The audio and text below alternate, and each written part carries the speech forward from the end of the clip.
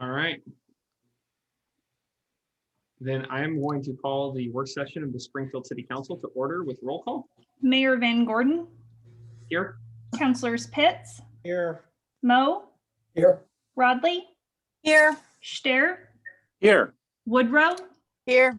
and Pictionary. Here. All right, we've got two items tonight. The first one is the check-in on recreational vehicles as temporary housing with Jim Donovan and Sandy Belson.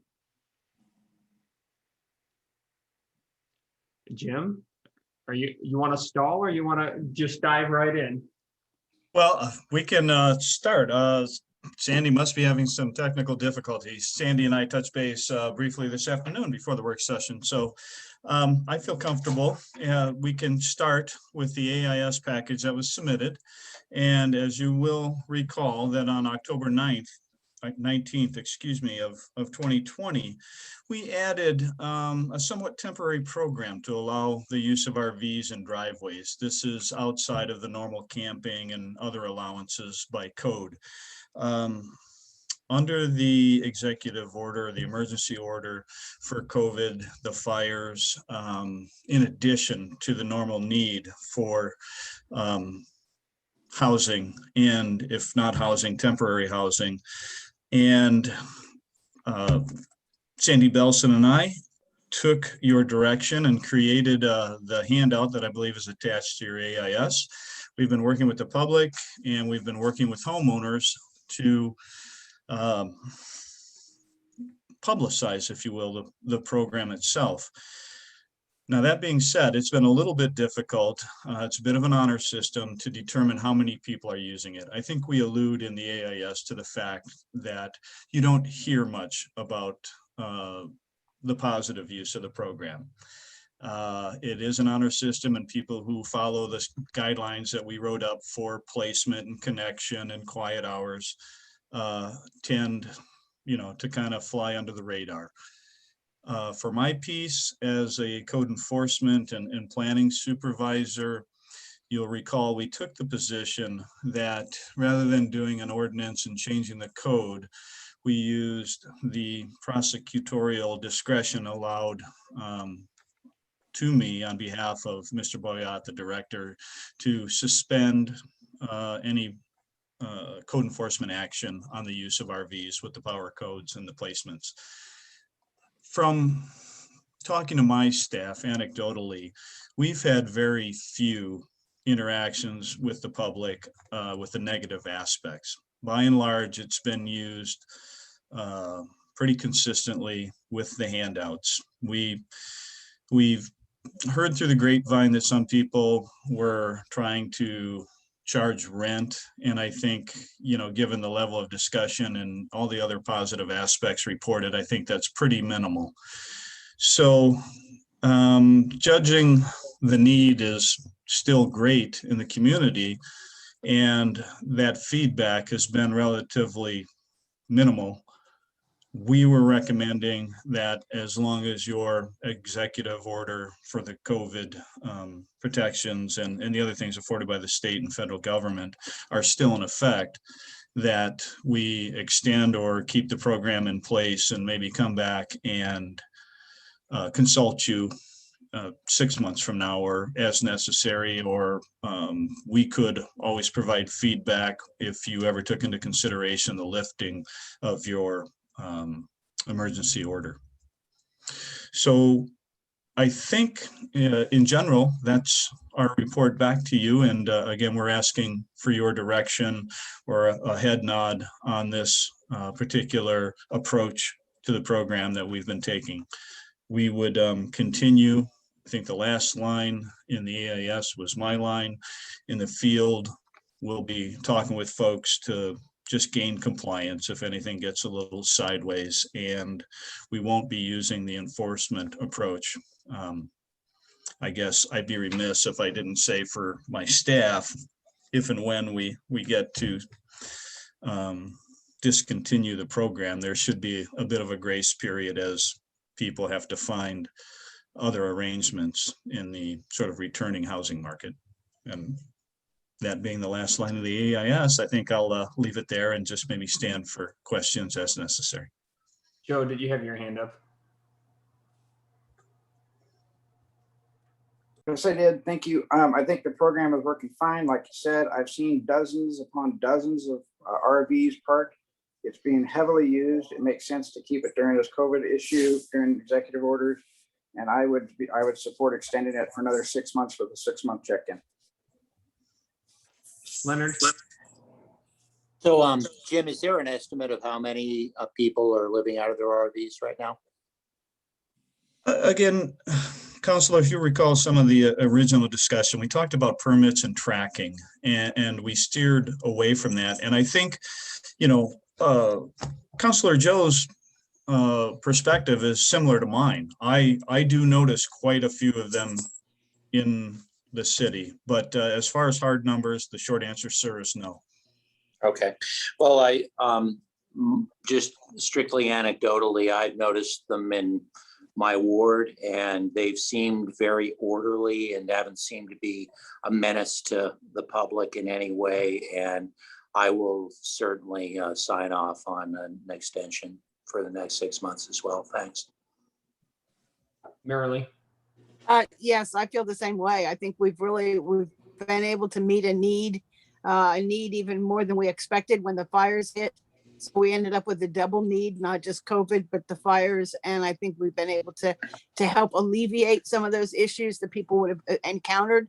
And I'm definitely for extending another 6 months and checking in and seeing where we're at and what's going on.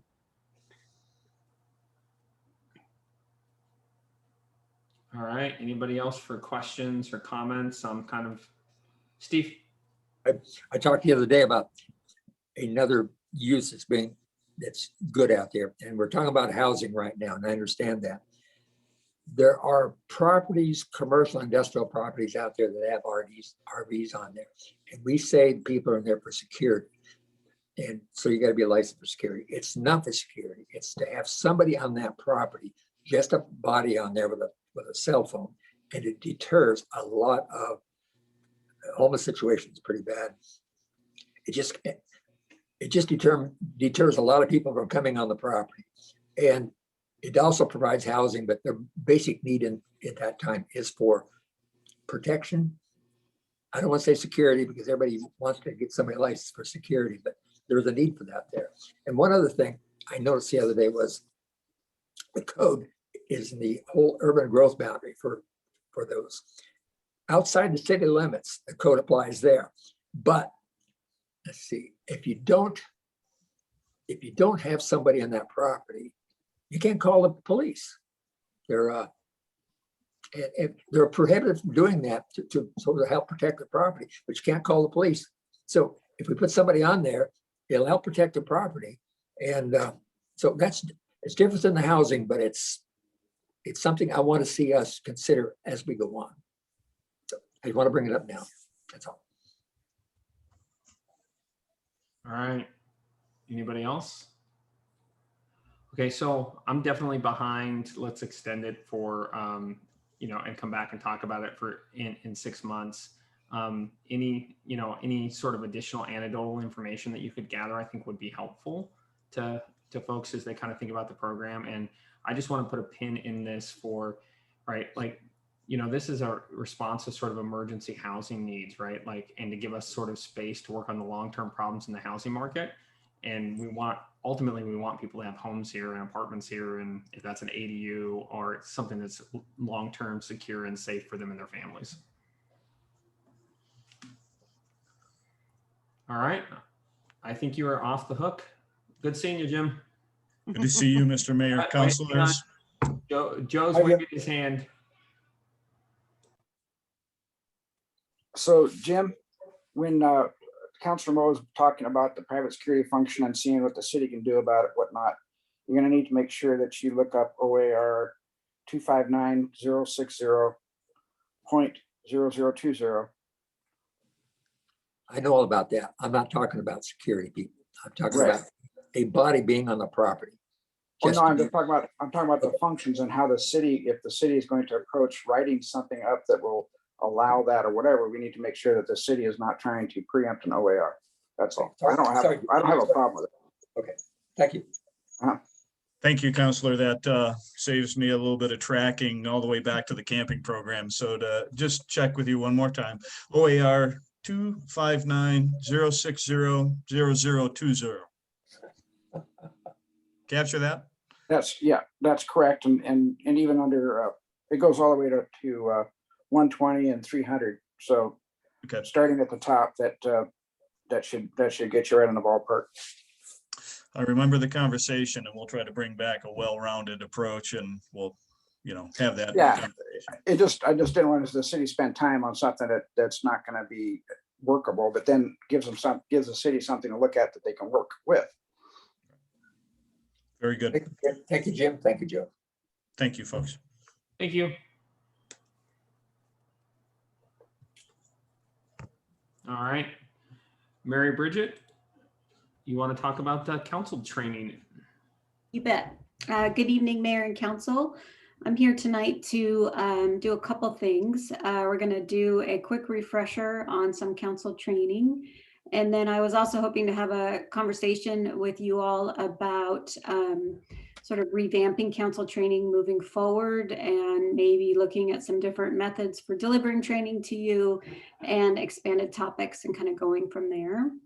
So if that sounds good to you, I'll go ahead and get started. What I'd like to do first is talk about the attachments in the packet, and then that'll kind of lead us through the first part of the discussion.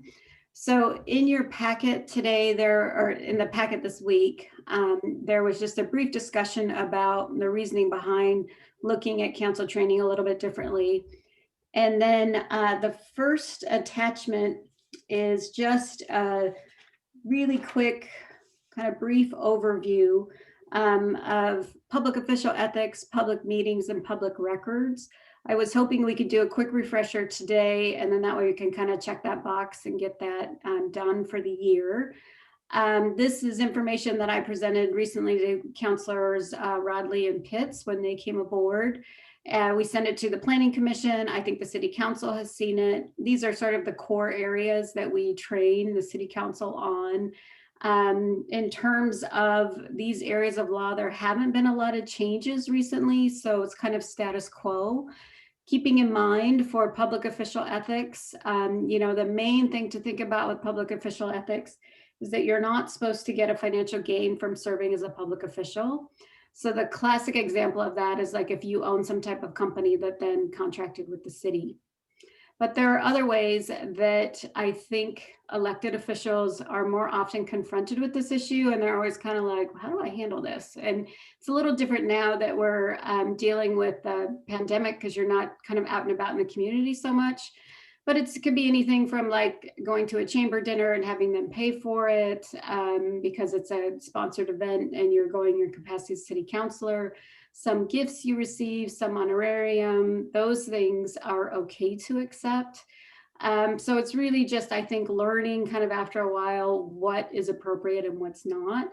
And always, if you have that kind of feeling of like, I don't know about this, feel free to call a city attorney's office and we can talk through these issues with you.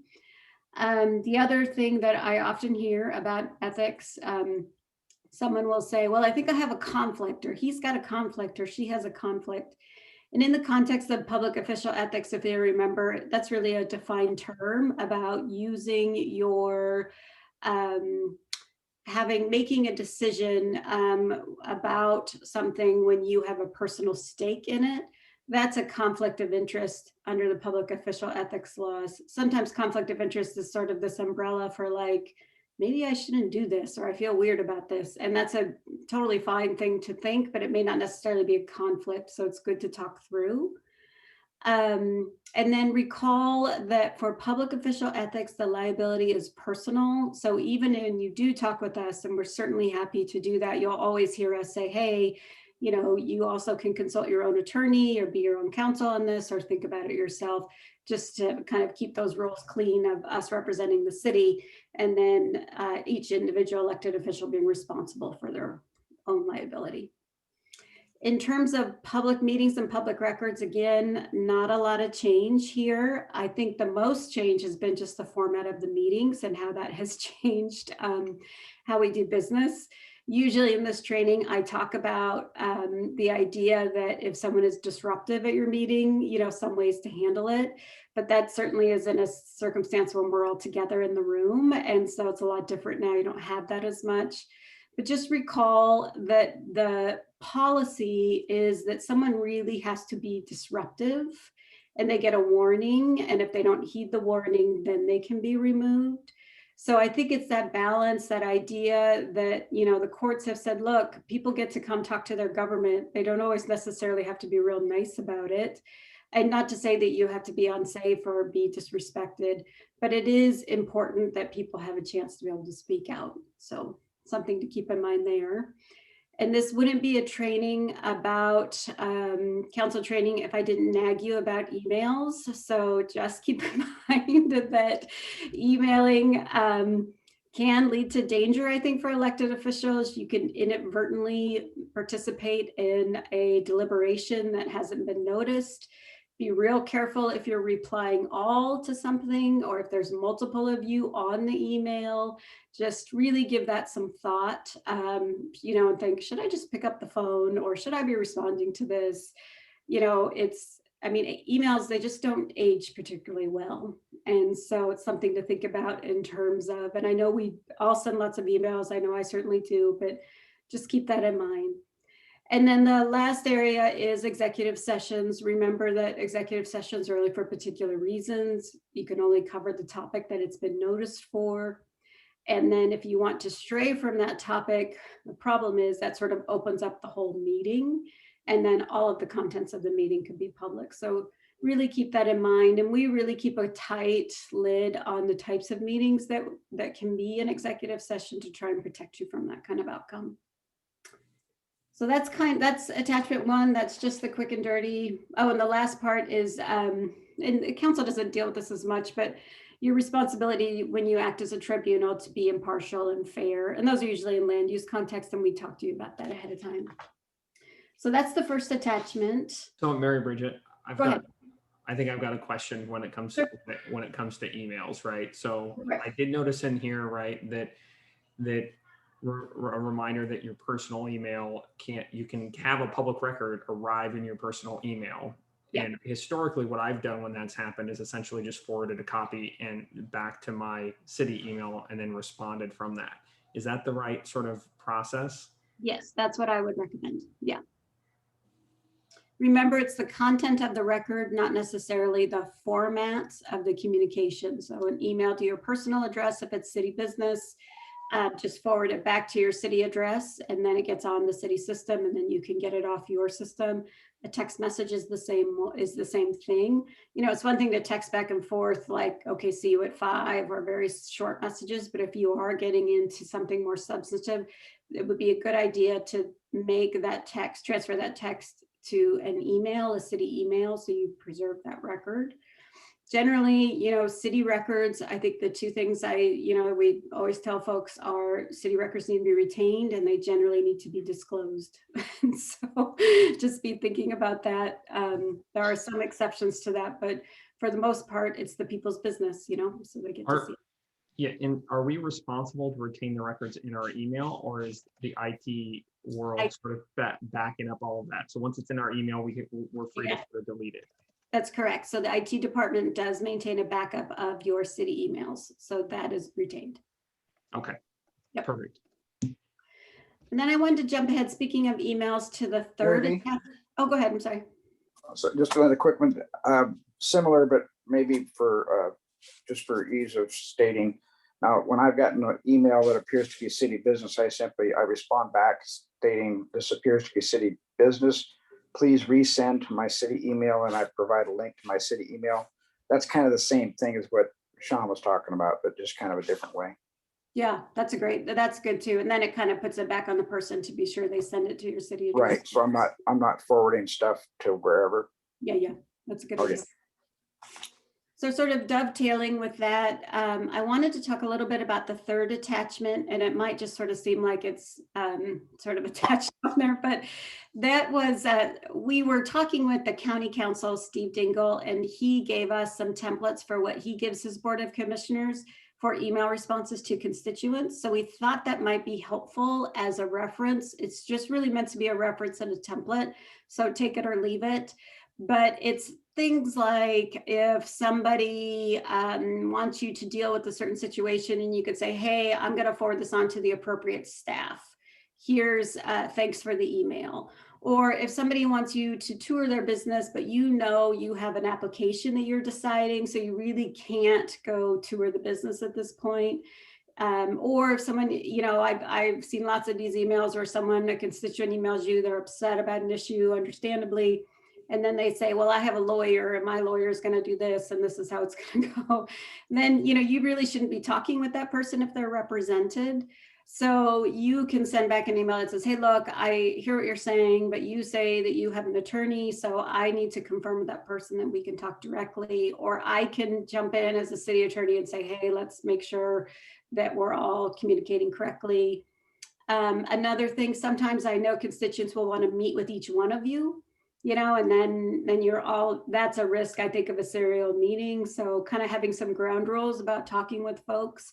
And it's just meant to be an aid. But when he gave that to us, we thought it just might be a nice thing for you all to have, just for ideas for responding to some of those emails. So really that's what that is. And I don't know if anyone has questions about that third attachment. I'm also happy to mail you a hard copy if that would be easy to, if you'd want to refer to that, be no problem. I think that would be, I think if we could get an electronic copy, that would be helpful. And, okay. And with that serial meeting line, I thought that was a really interesting call out, just sort of an acknowledgement that, you know, that even if we're meeting with folks, is to expressly ask them not to convey our position. Yeah. Yeah, we thought so too. That was a good reminder to people. And I know that, you know, I mean, we know that you get emails all the time from folks and you're always trying to figure out how to be responsive, but also helpful and not unhelpful. And so, or create more problems. So anyway, we just thought that might be a good guide for that kind of thing. So yeah, we'll send an electronic version so you can cut and paste that in and drop a hard copy in the mail too, just in case somebody wants it. Any questions on those emails? Okay. So then the second attachment is kind of leading into the discussion today, is just a list of resources that are with the League of Oregon Cities and City County Insurance for free training webinars and other online written materials that might be helpful for the council. Just some resources for you to see.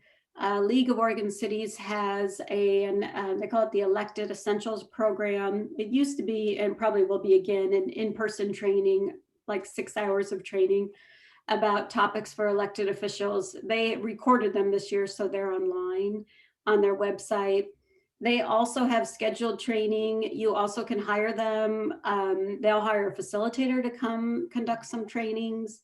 And they have materials on their website, and there's some links there that are helpful, particularly for newly elected officials. Some reference stuff that I think is good if you know you're walking into a particular type of meeting and you want a refresher, or to get yourself a little more acclimated on a topic. And then the second half of that attachment is from our insurance company, and that's CIS. They have an extensive collection of webinars that are free, that we can connect the council to. And I do want to keep in mind, I understand that you're not employees, so I don't think this training should be as extensive as it may be for employees. So we reached out to CIS to get an idea of some types of training that are helpful for counselors. So some of it's overlap with what we already do, ethics, public records, public meetings, but some of it's like political activity in the workplace, cybersecurity, unconscious bias, diversity, equity, and inclusion, harassment, those kinds of things that would be good trainings, and particularly good because there are some city administrative regulations that apply to the council. For example, harassment, non-discrimination, use of equipment, so cybersecurity. those apply to volunteers, counselors, and employees alike. But I don't think we've done a good job of training the council on some of these things. So it would be nice, I think, to be able to provide some of that so you guys can get some background and that sort of thing. So that's what I think the CIS library can be good for.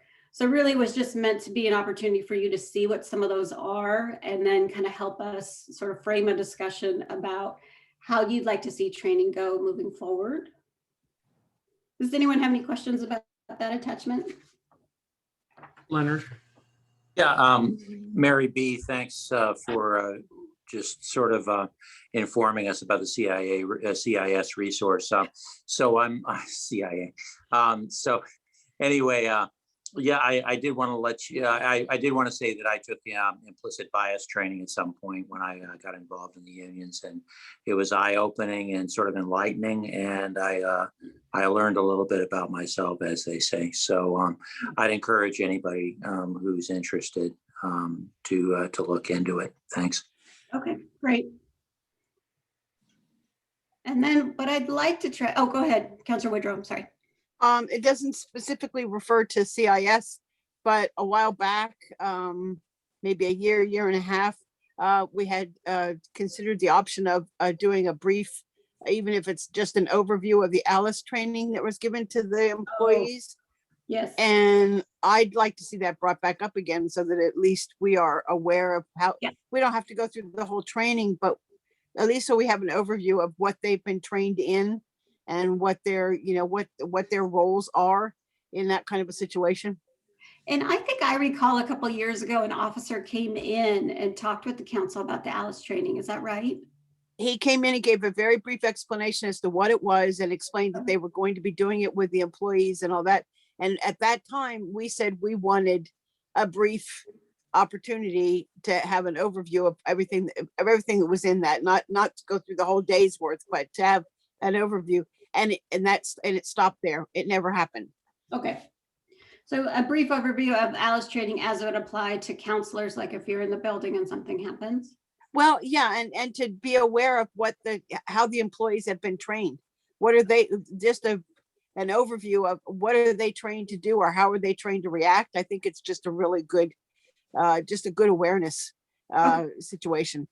Okay, I can pass that along and we can incorporate that. Okay. I was going to try and, if it works, share my screen and then see if I want to have a little more discussion about council training moving forward. So is that all right if I give that a shot? This is expanding my skills here. We'll see. Goes. All right. Okay. So You're like a pro. Oh, you're just saying that. Okay, let's see.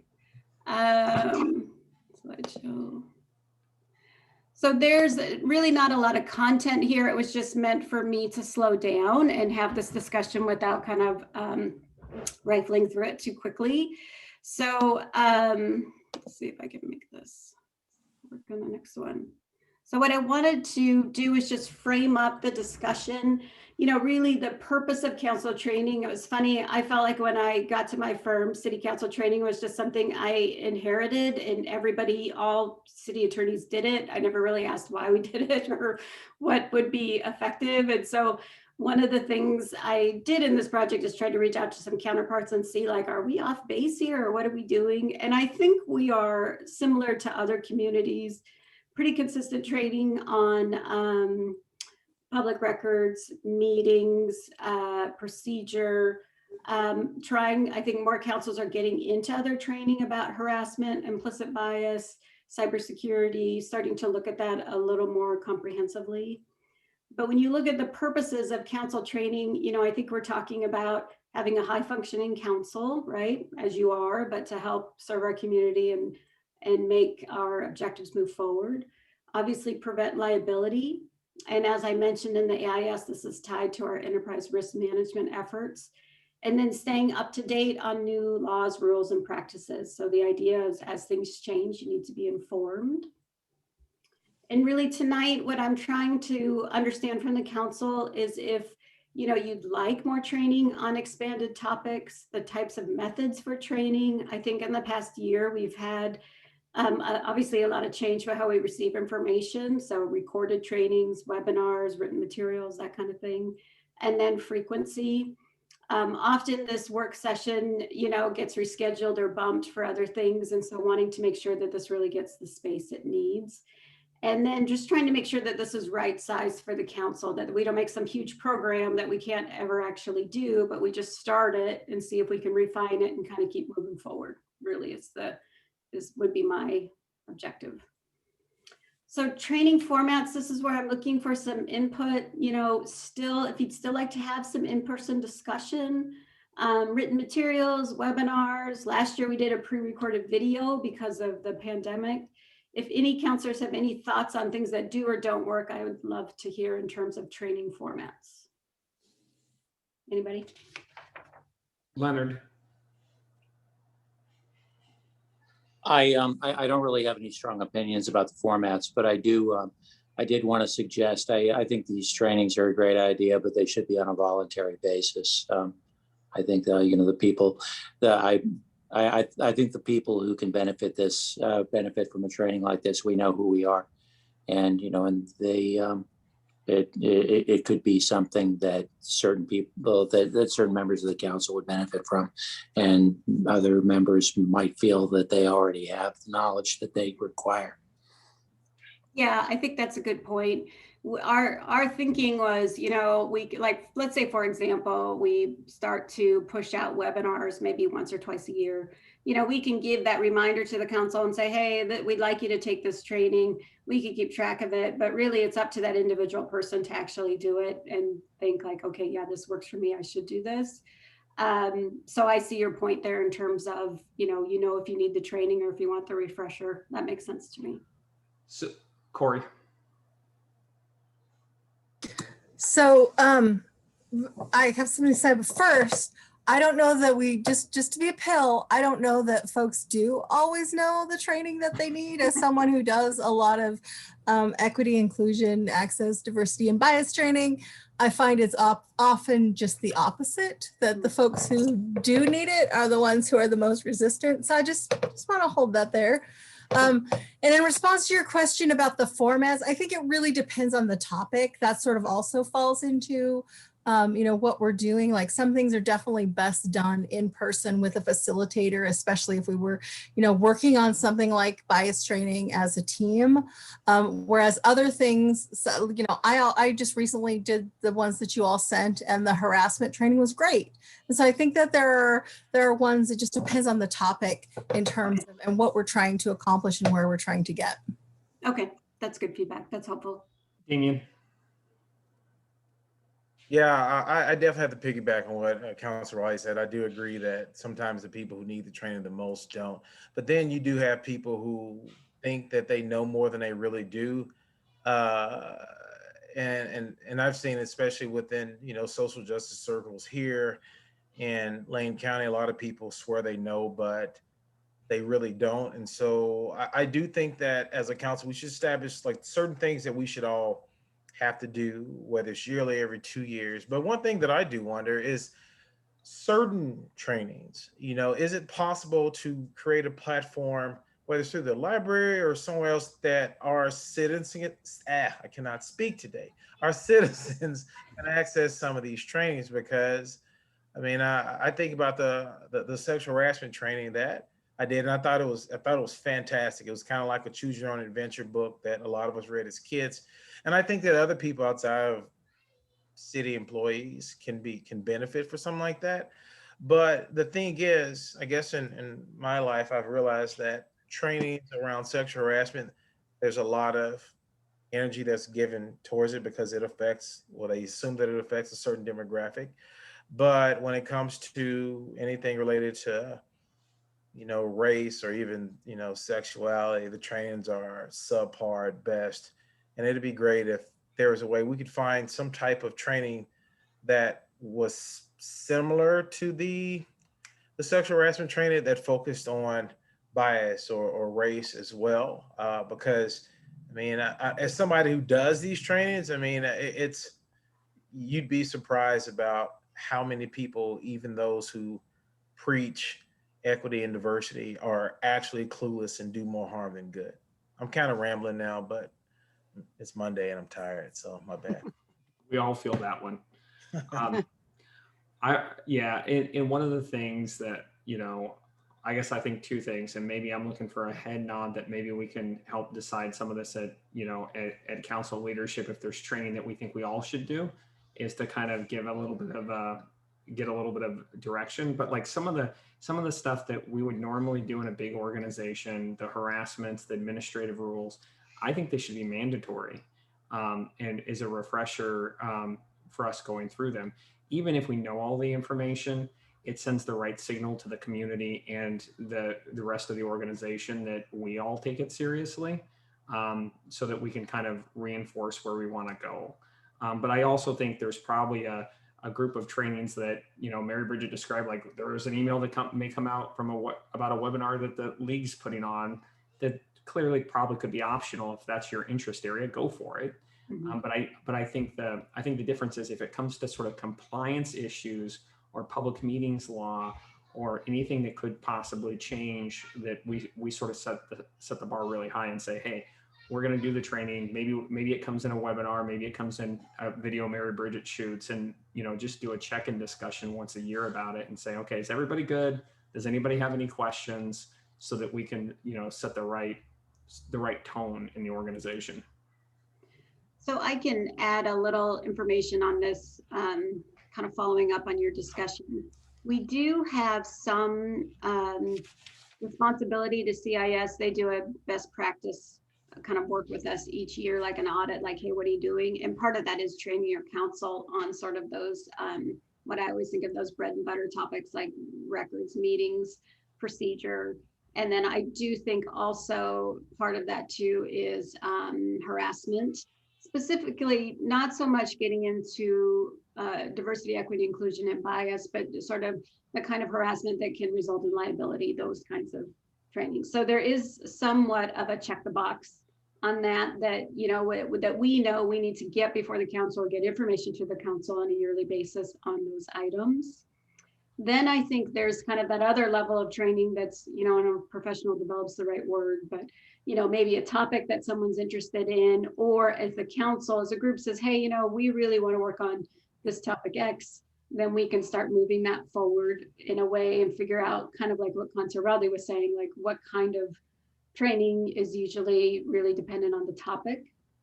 So I think we can work on that. So it'll be a combination of checking the box, some of this we got to get done, and then some of this really being council driven for things that you guys want to work on, is what it's sounding like to me. And I think that's pretty manageable.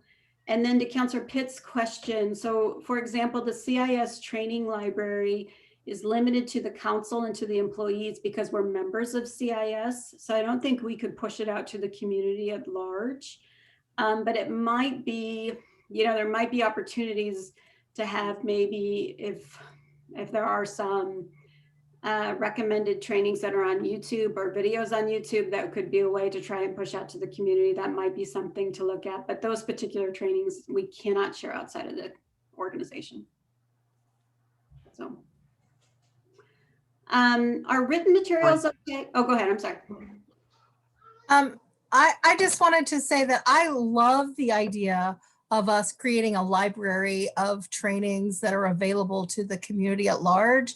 I think of that as, just a way of us all moving forward together. And as we've talked about in previous meetings, we're co-creating what we want Springfield to be. And so I just think in terms of who we want to be, I just love that idea. So.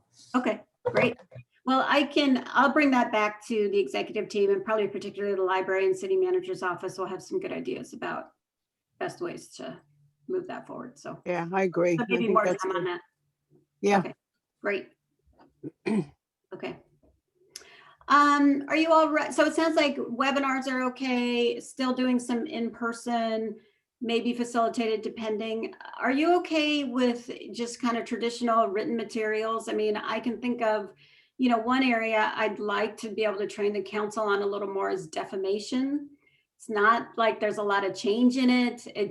But, we could crank out sort of a legal memo with a case study and just say, hey, here's something to think about for defamation, and see if that's something that's helpful for that type of training, if that would also be helpful. So that's also a question that we have, if written materials on their own would be helpful. Early. Yeah, I think each one of these kind of generates its own importance.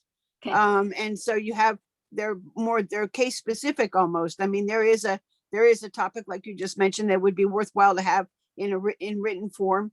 And yet you may not want to put something like that into a webinar. So I think they each kind of fall into their own category. And I love the YouTube library idea too. So I like this whole conversation, the way it's going. I think it's great. And yeah, I think there is a time when written materials will satisfy the need to have the information out there. Okay, that's helpful.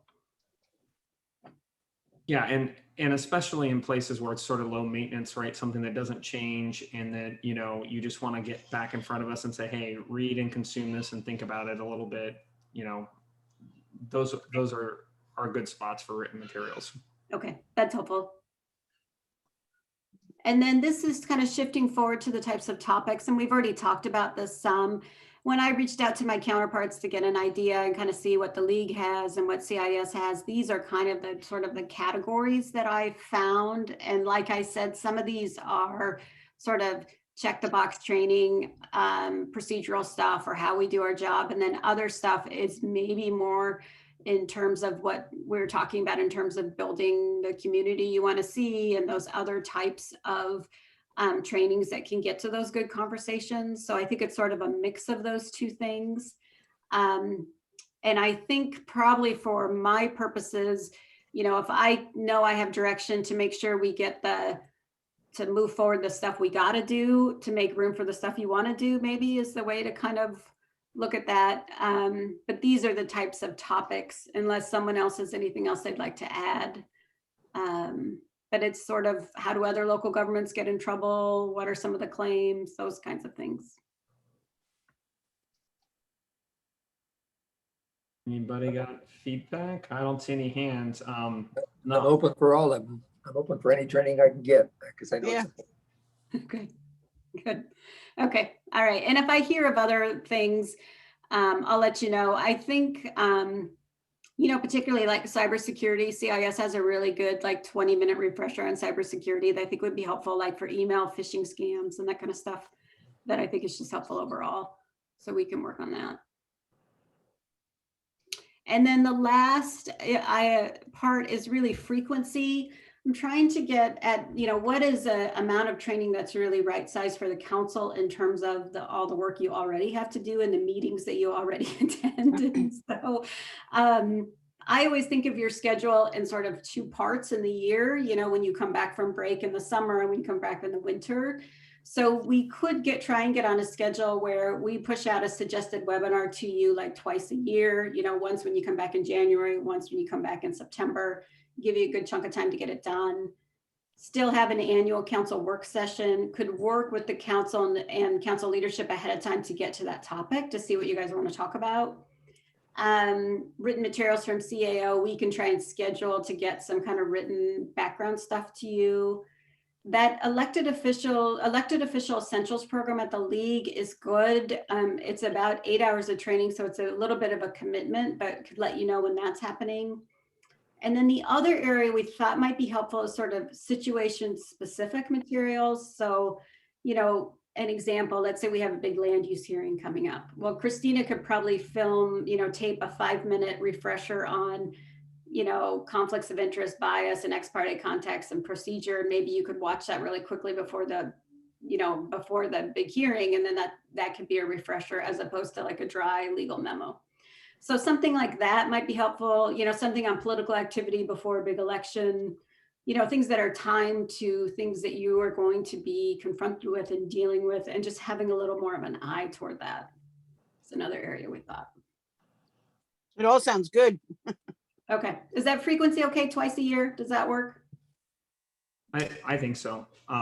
Especially taking advantage of the breaks and planning to do something that would be relevant, because we would, coming into January, because we would have kind of all those organizational activities normally. Yeah. Okay. All right. So we'll work on that and trying to kind of get this tuned up. So thinking about, we're in May now. So, and this will have counted for our training this year, but we'll get a little bit of a schedule together and probably get a memo out to you about that, and then look for information when you come back in the fall, I think, if that works. Mhm. All right, so I'm going to try and stop sharing here. Any other feedback or questions or something we forgot? Or if you think about it later, certainly you could let me know, but. Steve? Everybody, yeah, we keep talking about breaks, not doing anything during the breaks. I'm willing to do anything anytime, but if maybe some of these things were made available during the break so we could voluntarily just look at it to pass the time, that would be okay with me. So, as much as I can get is good. Corey? My only last comment is, when we're looking at these trainings, my preference is to consider local trainers and to consider, paying local people and our local folks to do these trainings for us, as opposed to looking outside of the area. So I just wanted to put that in as a preference. Okay, that's good to know. So you mean like if we're talking about training, maybe if like something more around unconscious bias or diversity, equity, inclusion, using local folks as opposed to bringing in out-of-town facilitator? Yes. Got it. Okay. Yeah. All right, anybody else? The only other comment I had, Mary Bridget, is like, post this COVID era, right? And we're seeing a lot more technologies used to deliver training. So as we kind of go in, forward in this new world, right? Like I'm okay revisiting that list for how we sort of deliver, create content. We've done it very well the last 2 years in the budget committee. So, even if you guys on the city attorney side are sort of shooting those 5-minute videos, saving and referencing and using them a couple of times to make, good use of your time, I'm totally comfortable with. Okay, good. Because that's what we were hoping, for example, that land use one, it really doesn't change, but it's just the procedure that you guys don't deal with a lot. So it's nice to have that refresher about this is how this is going to work and here's what we're going to talk about. But we don't need to reinvent the wheel each time if what we're talking about is how to run a land use hearing. So yes, and that's the way that I would prefer to pair this, right? There's a regulatory piece that we have to do that we need to, as a council, we're saying, yes, we need to do. And then, as things change, right, there's a little bit of a conversation, and then anything you can use that would help, that would make your life easier. If it's reading it or watching it, I'm good with it. Okay, great. Okay, that's really helpful. So I think we'll work on trying to get a schedule together, trying to kind of keep an eye on what's regulatory and what can we get to you in kind of convenient ways. And then just they'll have some space open for that sort of more community training or things that can help with other topics that really are benefit from more discussion. Like you can get a lot more out of the discussion on bias or diversity, equity, inclusion, or those other types of topics, or how you work as a functioning council or communication, as opposed to me lecturing, taking work session time to lecture you on, ethics and conflicts of interest. So really that's what we're trying to get at. It's just better. Okay. Well, that was really helpful. I appreciate it. If you think of something else, let me know, but we'll kind of work on implementing that and more to come. All right. Thank you very much. Great. Thank you. All right. That was our last item. So we're going to adjourn until 7 o'clock, but please leave this open because it's the same. It is the same Zoom meeting link. So we will be back here at 7 o'clock. We are adjourned for the work session. Thank you.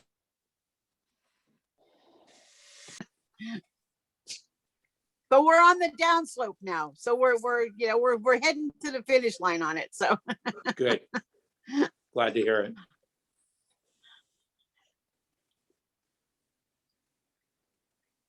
All right, AJ. We are ready when you are. Then I am going to call the regular session of the Springfield City Council to order with roll call. Mayor Van Gordon. Here. Counselor Mo, Here. Counselor Rodley, Here. Counselor Stair, Here. Counselor Woodrow, Here. Counselor Pitts, Here. and Counselor Pictionary. Here. All right, please join me in the Pledge of Allegiance.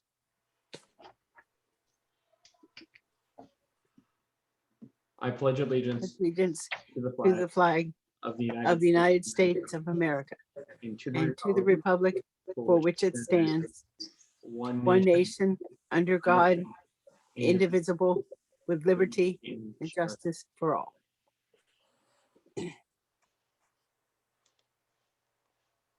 As we begin our meeting tonight, I would like to ask members of the audience who are joining us online to please keep yourself on mute until you are called upon to provide public testimony.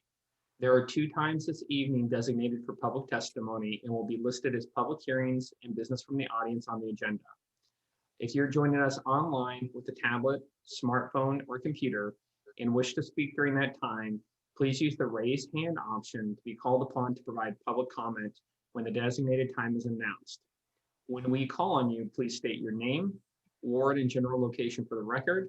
The order of public testimony will be anyone who has raised their hand, anyone who has submitted email in advance. If there is remaining time, Neil will read those emails into the record. First item, please. First item is Springfield Upbeat. Item number 1, a mayor's recognition for National Public Works Week proclamation. And Mayor, this is your item. I didn't get a hard hat. Well done, Councilor Rodley. Well done. All right. Whereas development and public works professionals focus on infrastructure, facilities, and services that are vital importance to sustainable and resilient communities and public health, high quality of life, and well-being of the people of Springfield, Oregon. And whereas these infrastructure, facilities, and services could not be provided without the dedicated efforts of development and public works professionals who are employees and managers at all levels of government in the private sector, who are responsible for rebuilding, improving, and protecting our nation's transportation, water supply, water and wastewater treatment, and solid waste systems, public buildings, and other structures and facilities essential for our community members. And whereas it is in the public interest for the community members, civic leaders, and children in Springfield to gain knowledge of and to maintain an interest in the understandings of the importance of development and public works and related programs and services to their respective communities. Whereas the year 2021 marks the 61st annual National Public Works Week sponsored by the American Public Works Association. Therefore, I, Mayor Sean Van Gordon, do hereby designate the week of May 16th through 22nd, 2021 as Public Works Week. And I urge all community members to join with the representatives of America Public Works Association and government agencies to pay tribute to our development and public works professionals, managers, and employees, and to recognize their substantial contributions they make to protecting our community's health, safety, and quality of life.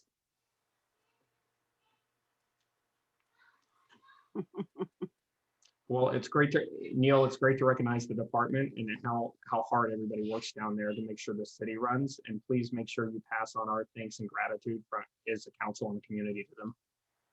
We will do that, Mayor. We are very fortunate to have such an incredible group of people in development and public works. Thanks for your support. Your next item is the consent calendar. Is there a motion to approve the consent calendar? I'll make a motion that we approve the consent calendar. Second. Neil, can you call the roll, please? Yes, Counselor Pitts, Aye.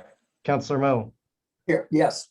Counselor Rodley, Yes. Counselor Stair, Aye. Counselor Woodrow, Yes. and Counselor Pictionary. Aye. The motion passes 6-0. Next item, please. Next item, Mayor, you have 3 public hearings this evening, all with motions. Item number 1 is the liquor license endorsement for renewal period of 2021 through 2022. Tom Boyott is here for the staff report.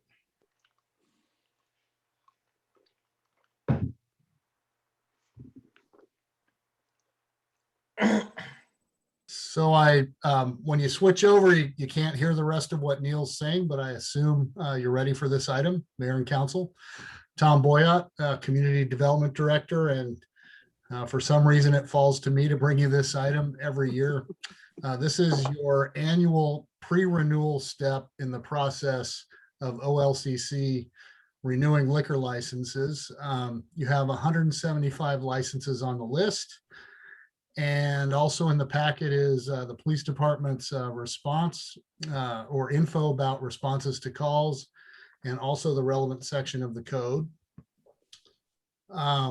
Tonight, you're basically being asked to hold a public hearing to hear from the public if there are any comments on any of these liquor license renewals, and then provide your recommendation at this meeting to the Oregon Liquor Control Commission, and we'll pass that along.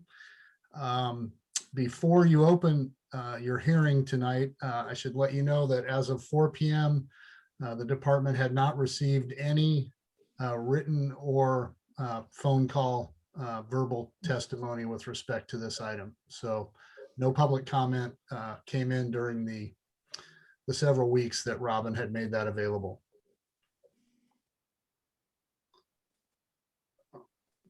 Are there any questions? All right, then I'm going to go ahead and open the public hearing. Neil, do we have anybody wanting to speak to this item? Mayor, if we can give folks just a moment to see if anyone uses the raise your hand feature, if you have a public testimony on this particular item.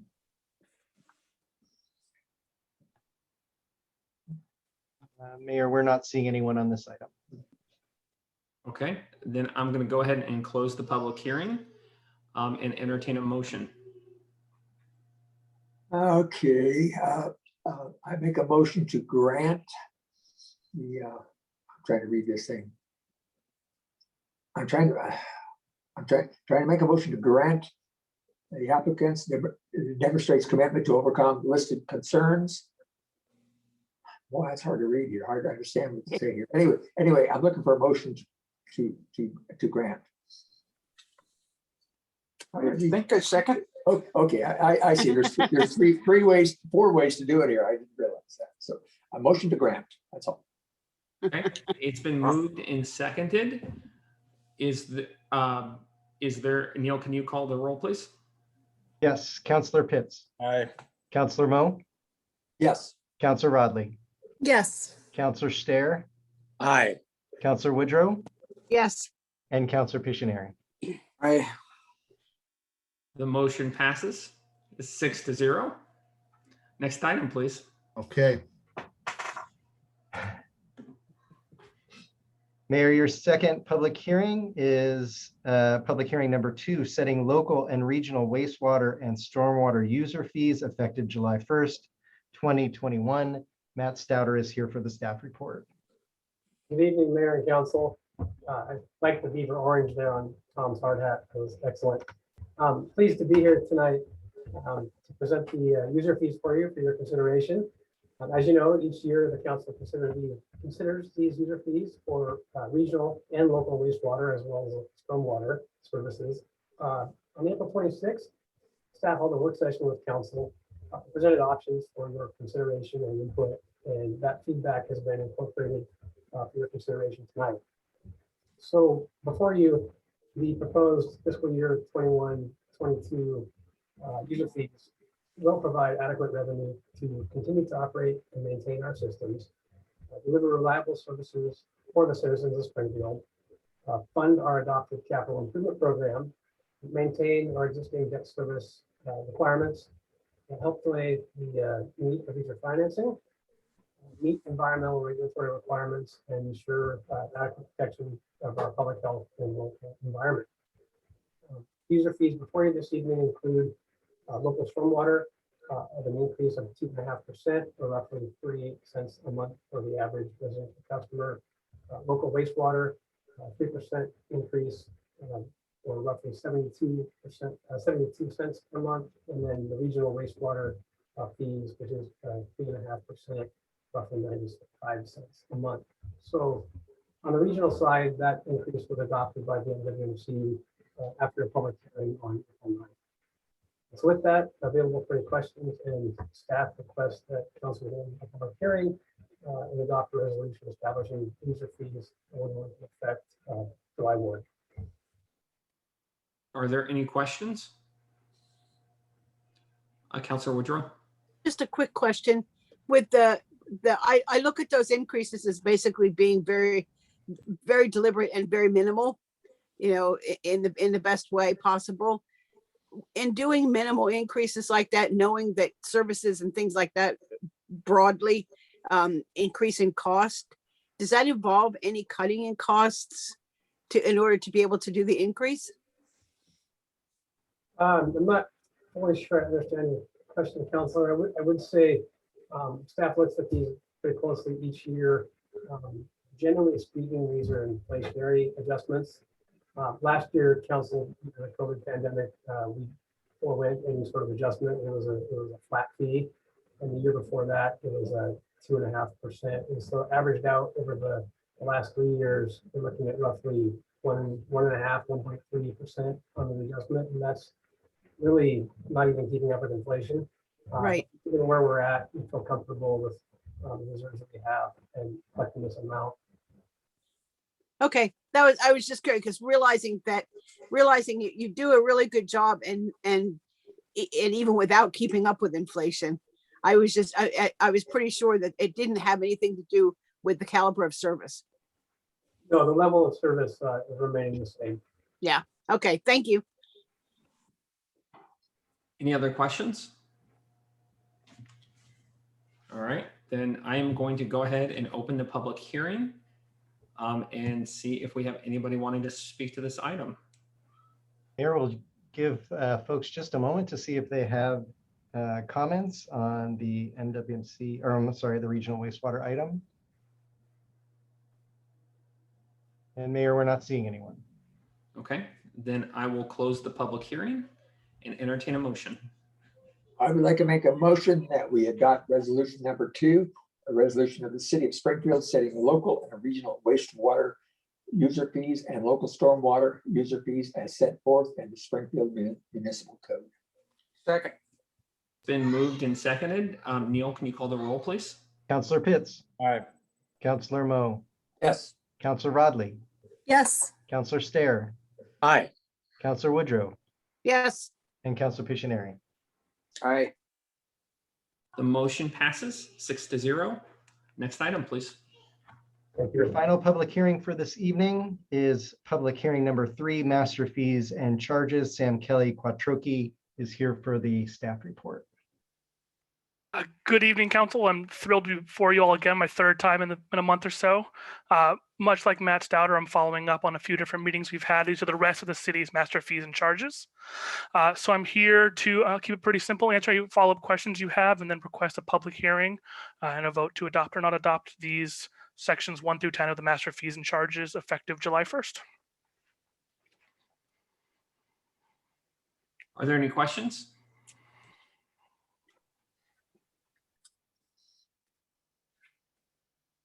All right, then I'm going to go ahead and open the public hearing and see if there's anybody that was wanting to speak to this item.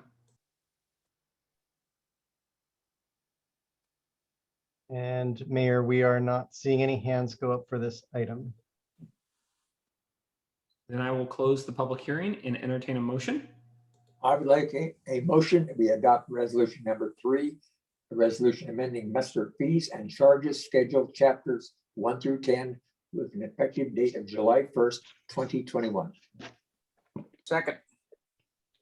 It's been moved and seconded. Neil, could you please call the roll? Yes, Councilor Pitts. Aye. Councilor Moe. Yes. Councilor Rodley. Yes. Councilor Stair. Aye. Councilor Woodrow. Yes. And Councilor Pictionary. Aye.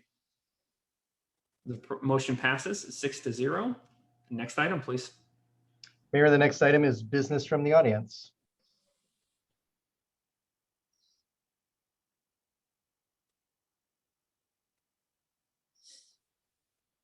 And again, we'll ask if you would like to provide public testimony, just raise your hand and we'll get you in the queue. Mayor, our first speaker is Ginny Osteen, followed by Elizabeth Utterbeck. And Ginny, your microphone you should be able to unmute.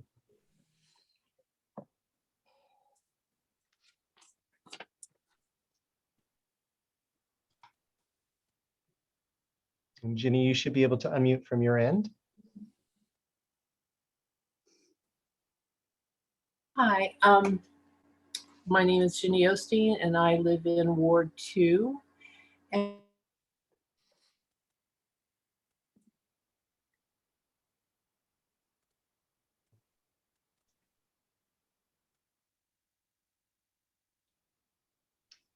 Appears we may be having some audio issues with Ginny. Mayor, would you mind if I put Ginny on hold? And I think that would be perfect. And let's Okay. go to the next person and we can come back. Okay, so we'll have Elizabeth Utterbeck followed by Amy Cawthron.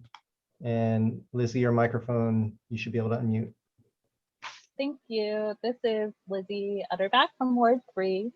I wanted to thank you all for your extra work attending the budget committee meetings these past few weeks. I haven't made it to all of them, but the ones I did make it to left me feeling very impressed with our city staff. That said, I was absolutely shocked last week when none of you all seconded the motion for $250,000 to move out of the police budget to the insurance liability budget. We know the police are the cause of many $250,000 per claim deductibles. So this money would just cover one of those.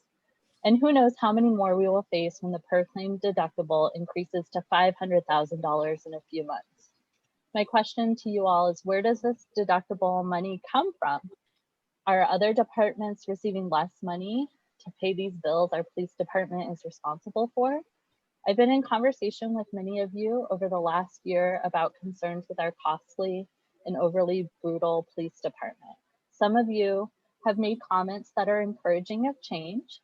Some of you remind others that they can't talk about this due to pending litigation, even though this pattern of bad behavior predates current litigation. Some of you indicated that change in government is slow, but that motion at the budget committee was an opportunity for change. Seconding that motion would have at least allowed for conversation and an amendment, but none of you took that opportunity. As you can imagine, this was pretty upsetting and disappointing to me. At least 2 Ward 3 people, myself included, spoke of concerns at budget committee related to this. So at a minimum, I would have expected my Ward 3 counselor to represent us. Where I did find agreement and common ground with many of you was around our wonderful public library. I saw a document on the city website about library funding. Did you all know that per capita, our library receives the lowest funding in the state? So we give buku bucks to the police department and we don't hold them financially accountable for their bad behavior, and we completely underfund our library.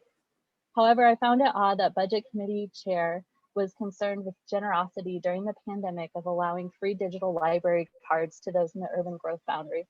But I think the focus should have been on the police deductibles. Just so you know, it would have taken 4,167 paid library cards to cover the cost of just one of those deductibles. So again, all of you praising the library during budget committee could have turned that praise into dollar signs, but didn't. This is important because it's not just money. I've said before that budgets are moral documents. Your values are on display when we look at the budget, and I encourage you to revisit this motion at the budget public hearing. I'll try to attend and give you a reminder just in case. Until then, please help me understand how your comments and presumably your values align with your actions. Thank you.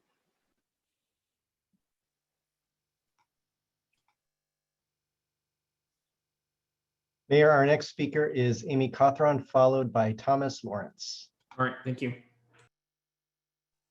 Amy, you should be able to unmute. Hey, can y'all hear me? We can.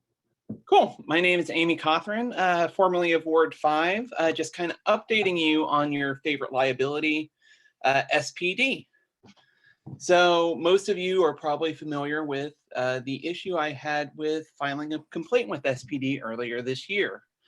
I will let you know that they did finally respond to it after 75 days, or 2.5 times what their policy is. And imagine my shock and disappointment when the officer that investigated my complaint was another officer on scene. If you don't understand how this is a conflict of interest, let me explain it to you. I was criticizing some of the actions of Officer Conrad, and the other officer on scene is equally responsible for those reactions. So having him investigate this complaint is a slap in the face, because any criticism of Officer Conrad is also a criticism of the investigating officer. Councilman Picciaroni, I would appreciate it if you paid attention. It's abhorrent. Like, at this point, it's not just, it can't be incompetence. It can't be anything like that. At this point, it can only be purposeful. They even joked about some lines of my complaint in the report. Frankly, I don't know what to say at this point. They are, SPD, you know the story with them. And time after time, y'all keep going to bat for them. What's your breaking point?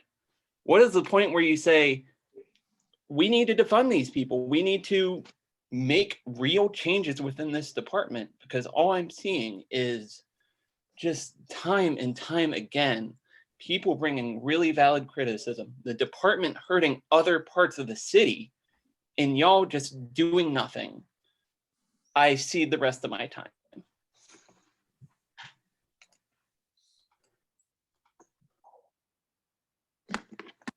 Mayor, our next speaker is Thomas Lawrence, and after Thomas, we'll try Jenny Osteen again, if that's all right. And Thomas, you should be able to unmute your microphone.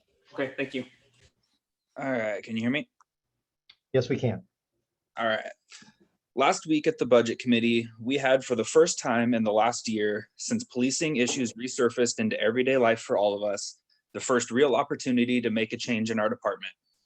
This change was, in my opinion, about the smallest possible step forward, a minimal change to funding that would reallocate funding in the way to reinforce police holding themselves accountable. None, not a single one of you counselors seconded a motion. There wasn't even a discussion about it, just an empty silence while you all sat there. Almost every meeting for the past year, policing has been at the forefront, and the majority of you consistently talk about how you agree that there is an issue. You all talk about how distressing it is to hear testimony from the people who live in your wards, and it's how heart-wrenching it is to read emails from people who feel like this city is not safe for them. Yet here we are again talking about inaction. During times like these, where a significant portion of the town, state, and country all feel like they are not equals, specifically in the eyes of the law and its enforcers, I'm just going to go ahead and say it. Not taking a stand, not making changes, is taking a side. Your decision to stay silent means you are content with Springfield Police Department and their current method of how they do their job. For reference, this same meeting had an interim police chief in attendance because the current one is suspended regarding the way he handled documentation of the firing of another officer who is part of a separate yet related lawsuit. I really don't know what else to say because we've said all of this already so many times. Do we have any updates on the body cams yet? Those were approved in last year's budget. How about those business cards that we're still waiting on to be translated into a second language? I believe that was promised back around December of last year. Those are all those aren't even step forward, okay? Those are neutral side steps and they're still not happening. Who is holding them accountable and when are we gonna see any of these changes? I see the rest of my time.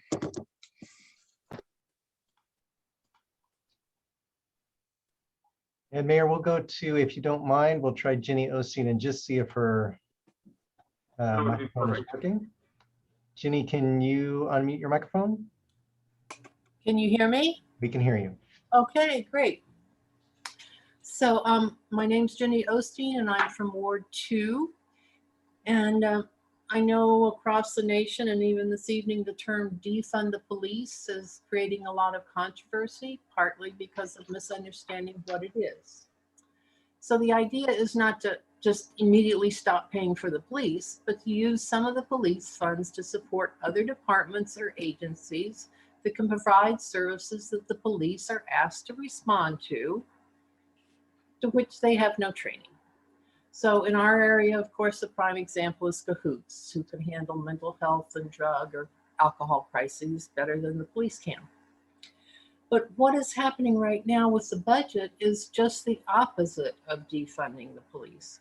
Because of the huge deductibles we now face to pay for lawsuits, other departments' budgets are being cut.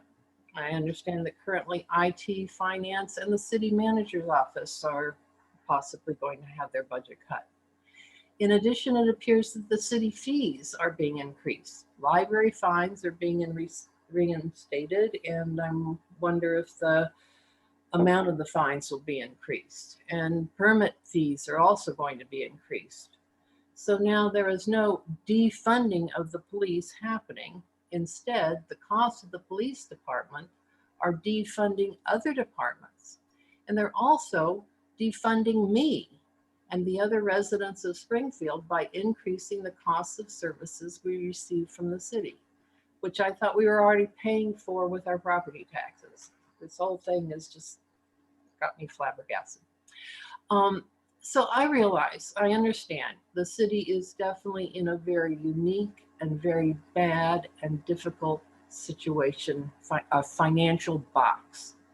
And I don't mean to be cavalier, but we really need to start thinking outside of the box, being open to suggestions and discussing them.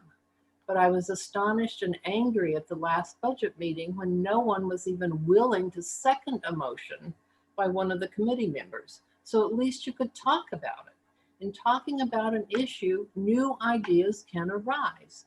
That's what brainstorming is about. So now is a time to start opening up to a different way of doing things instead of just shutting down and hanging on to the status quo. That's what I have to say.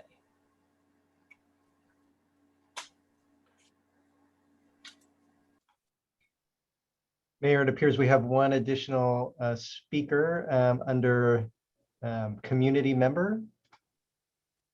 And your microphone, you should be able to unmute your microphone on your side. Great, can you hear me? We can. Great. I am in Ward 4, and I'm going to be as blunt as I can be. It is absolute asinine that this community, this council, the council is not listening to the community. And in regards to SPD, they are an issue. They have been an issue. And until you do something about it, they're going to continue to be an issue. And there's a lot of people in our area that are not thrilled and not happy to be living in this community. And it is about time that you guys answer our questions and answer what is going to be done.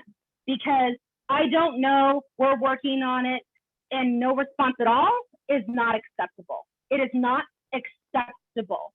I yield the rest of my time.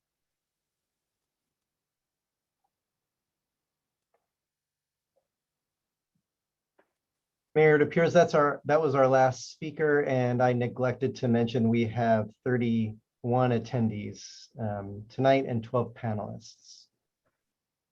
All right, great, thank you. I'm going to open it up for any council response. Councilor Pitts. Yeah, first of all, I do appreciate everybody being blunt. And, you know, I'm sure a lot of people are really upset that many of us didn't support it. But I mean, I'll be the first to say the fact that you use the word defund versus reallocate comes off as very performative, and it's trendy, you know. And I also think that it's really interesting to everybody that spoke. And you know, like I said, I appreciate it, but oftentimes I've seen this community, the people that are the loudest aren't the ones who are actually being affected. So I question you all, what are you doing to actually provide these marginalized identities with a voice to be able to speak? Now, granted, don't take offense to this, but I'm speaking from my experience as a Black man here in Oregon, oftentimes the loudest voice for minority issues are often white people, and you all don't even provide a space for those of us to really speak. And I think that is often the case when it comes to this policing. I'm not a numbers person, but I am a culture person. And so you can move money around all you want to, but then let's be honest, crime is not going to decrease. Yes, the police need to be held accountable, but personally, I don't necessarily think moving money around like that is going to do it. Because guess what? You got to hire more people. I'm sorry, like there's a lot of stuff going on. Someone in my apartment complex got their car stolen at Friday night. And are citizens going to handle that? No, we're not. It's going to be the cops. You know, a lot of people talk about white supremacy this and white supremacy that. Guess who's going to handle those people? But it's going to be the cop. Well, hopefully it's going to be the cops. And so I just ask you all to take a second, breathe, and then think about who are you allowing to have a voice at this table? And if you aren't bringing anybody else in and you aren't thinking about long-term strategic plans, moving money around is not going to do anything, y'all. Nothing. You know, I come from a city where if we didn't have police, like there'd be a whole lot more crime. I mean, Memphis is always in the top 10. Now, I know I don't live in Memphis anymore, but I do follow things that are going on. They just hired a new Black woman police chief. When I was growing up, we had various races of people who were police, and it changed things.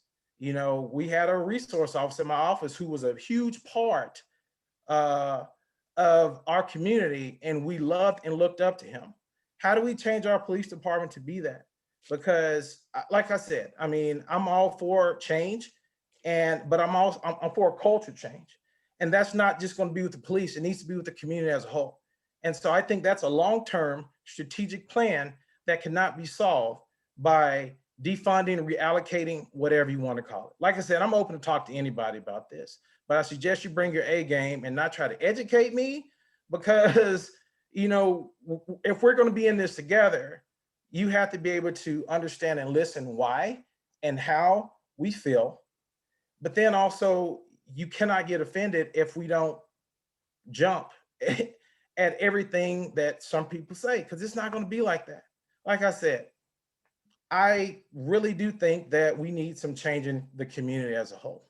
But if you think that it's only with cops, you're wrong. And I think a lot of us, all of us, are responsible on some of the things that we allow to go on in our community. And so we need to do a hard, strong look internally and externally and create a long-term plan to make this a better place. And that's going to involve police. And I'm sorry, regardless of how you feel, these are my words. We can talk about it afterwards. I'm not going to back down. Like I said before, I really do appreciate your comments. Some of you have emailed, and I really appreciate it. But the bottom line is, culture shift is not based on money. It's based on changing the system as a whole. And that means changing all of ourselves as a whole too. Councilor Pictionary. I just want to throw my support behind Councilor Pitts and what he just said. And I wish I could be as eloquent and thoughtful as he, because I tell you, he has really taken a lot of my own thoughts and has put it to words. And so I am standing unified with Councilor Pitts at this point, and I wanted folks to know that, and him. Yeah. Leonard. Yeah, I also wanted to just add a second to Damien's very, very thoughtful sentiments just now. And I also wanted to say that the budget is a very practical and very a very literal process. And I think what we're trying to do by imposing unilaterally a cut that would be the equivalent of one claim against our insurance is something that would be perceived, and I think to an extent rightly, as punitive. I'm not against addressing specific line items in the budget. If we were to confront various specific expenses, then I would be 100% behind that if they're superfluous and needless expenses. I do feel that right now what we need is a cultural change, as Councillor Pitts said. Thank you. Councillor Woodrow. Yes, I want to stand with Damien as well. I appreciate 100% what you said, Damien. The living experience and the thoughtful experience behind what you just said. I agree with Joe. I couldn't be anywhere near as eloquent as you've been, and I appreciate everything that you said. Regarding the budget and Leonard mentioning that it is a literal piece. Part of the reason why we don't move money like that is we have to move money or reallocate money with a plan. We can't just automatically take a whole bunch of money and take it from one place and put it in another place if we don't have a plan for it and what it's going to accomplish. And that motion had nothing other than just moving money out of from one to another, which, as Leonard said, was, seemingly punitive. So we need to get together. We need to work together and have that plan and have that culture change together so that we can all participate and we can all benefit all the way out through the community. Thank you, Damien. Councillor Mo. Since last year, I have expected probably a lot of political activity for defund the police to come about. And so we went through the budget process and it wasn't mentioned.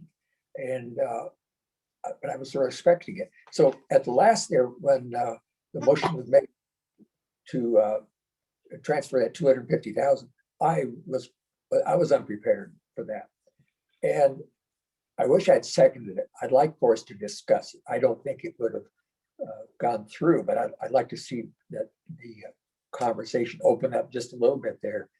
And so I still like to look in the future to if something like that be effective or not. But so thank you. All right, I'm looking for Councillor Rodley or anybody else. All right. Though one clarification that, and maybe Nancy, you can help us, is the last date we saw for the body cameras was May 26th that they were going live. That is correct. And that date hasn't changed in probably the last 2 months. Is that right? No, it is not. And the business cards are out on the street right now. They are out and they are being used. And we do have a section in Spanish that people can use to contact the police department. Okay.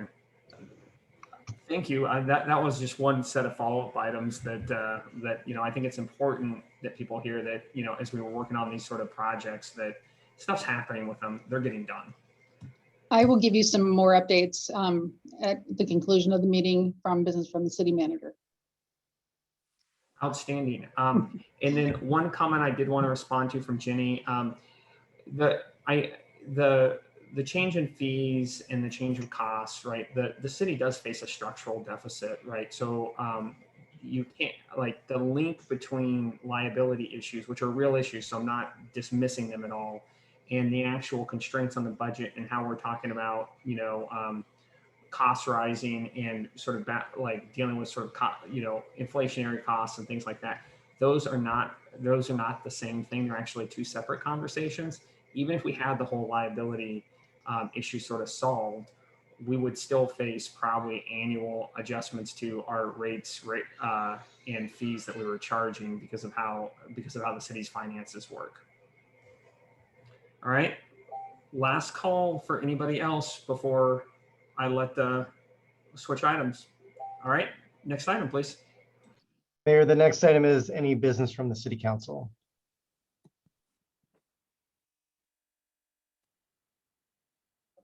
Any additional business? All right, next item, please. The next item is business from the city manager. You have 4 items tonight. Item 1, ratification of the Metropolitan Wastewater Management Commission, MWMC, fiscal year 2021-2022 regional wastewater program budget and capital improvements program CIP. Matt Stouter is here for the staff report. Hello again, council and mayor. So I have an abbreviated presentation for you tonight. We had more detail this year in the department budget presentation, and actually we're after the budget committee presentation, so I'll be brief. On April 9th, the MWC approved the regional budget, the CIP, and sent it out to the governing bodies for ratification. They held 3 work sessions and a public hearing prior to taking action to adopt. The budget's predicated on the 3.5% rate adjustment we discussed earlier. In accordance with our IGA, Eugene continues to do the operations and maintenance functions for the MWC, and Springfield does the administrative services functions, including planning, capital construction, financing, budget, etc. So this budget before you tonight, if ratified, will allow the MWC to continue to fund our capital program, meet our debt service requirements, provide service to the nearly 250,000 people that live in our area, operate and maintain our existing facilities and infrastructure, and protect the health and safety of our citizens and our environment. I've got a bunch of notes here, but SDC's revenues are on target. The overall operating budget is set at 20.67 million. That's a 4.5% budget increase from last year. Driven primarily by 7.5% increase in our M&S, things like our utility bills, chemicals, indirects are going up. There's an overall 2.6% increase on the personnel services side. And then our capital budget, I'm not going to get into detail there. We talked about it at budget committee, but it's set this year at 22.8 million. I'm happy to answer any questions about specific projects in the CIP. Last week, Eugene City Council ratified the budget on Monday night, and the Lane County Board of County Commissioners ratified Tuesday during the day. Springfield ratifies tonight. MWC will adopt the budget, the final budget, on June 11th. So with that, answer any questions you may have, and staff request that council adopt the motion ratifying the fiscal year 21-22 MWC regional wastewater program budget and CIP. Are there any questions?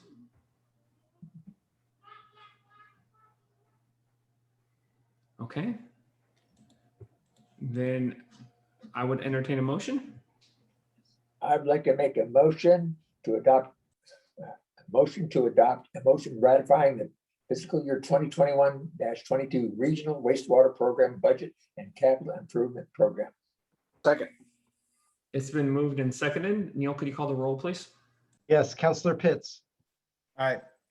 Councillor Moe. Yes. Councillor Rodley. Yes. Councillor Stair. Aye. Councillor Woodrow. Yes. And Councillor Pictionary. Aye. The motion passes 6-0. Next item, please. Mayor, the next item is business from the city manager. Item 2, a resolution waiving the assessment of special benefit for the vacation of an unimproved portion of public right-of-way, ROW, abutting private property at 5409 Ivy Street. Melissa Carino is here for the staff report. Hi, everyone. Good evening. Let me see how I can get my video working. All right. So good evening, councilors and Mayor Van Gordon. I couldn't find my hat, so I'm wearing my trusty vest.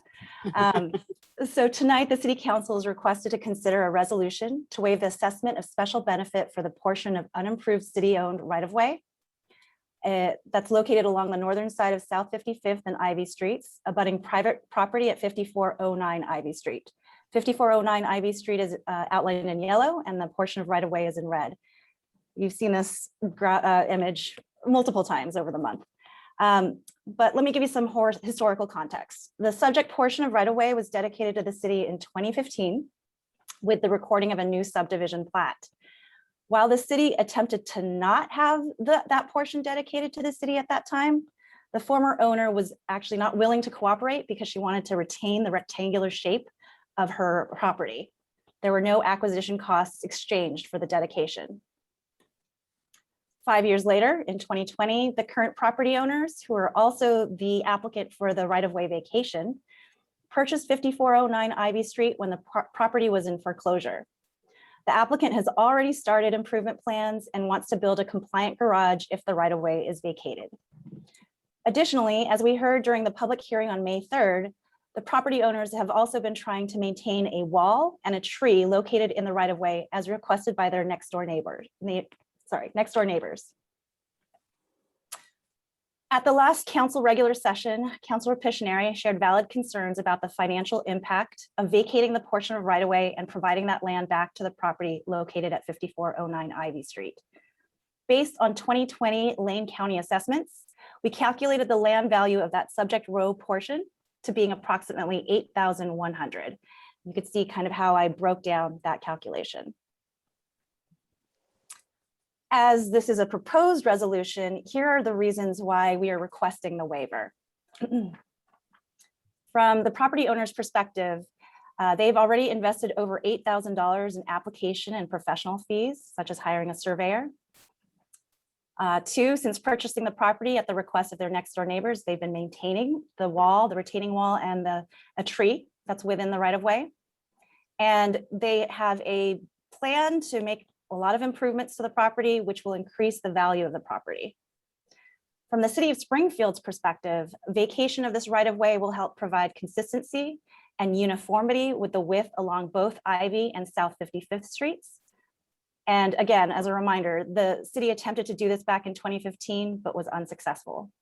This would also bring the right-of-way into compliance with the city's transportation system plan and development code. In closing, and as a reminder, the right-of-way vacation was requested by the property owner in order to facilitate the owner's plans to construct a garage that meets the minimum Springfield Development Code setback requirements. So thank you for considering this resolution, and I'm here to help answer any questions you may have.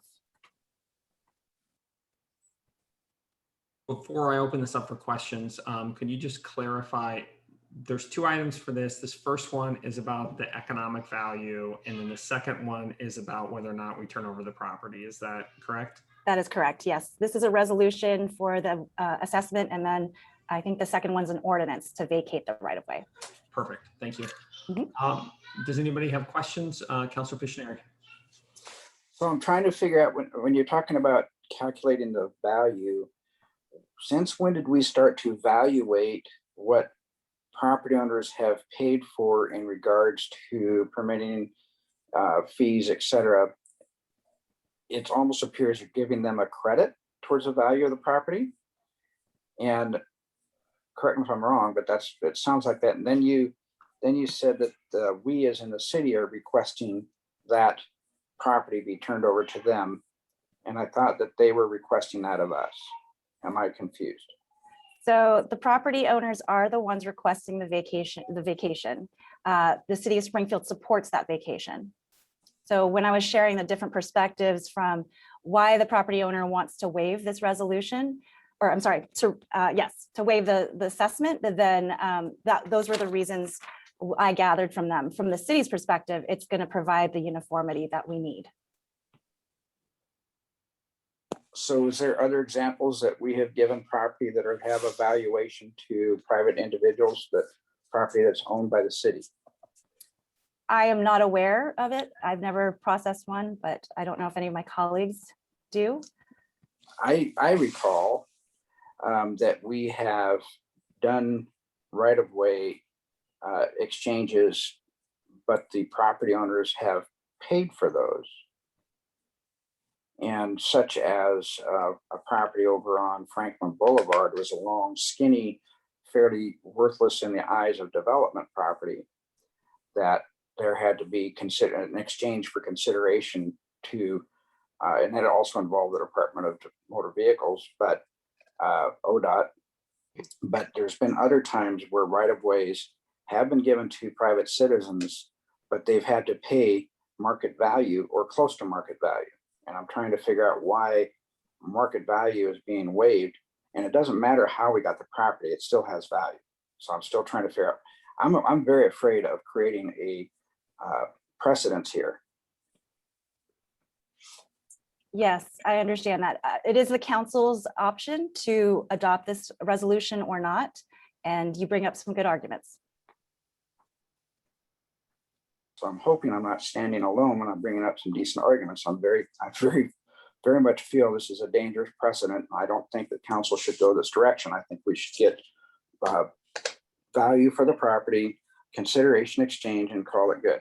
The owner wants the property, it's owned by us, and yes, it's odd, but fact of the matter is it has valuation, and we have a fiduciary responsibility to the citizens of Springfield to make sure that their best interest or financial interests are being cared for by us, which we are the fiduciary agents.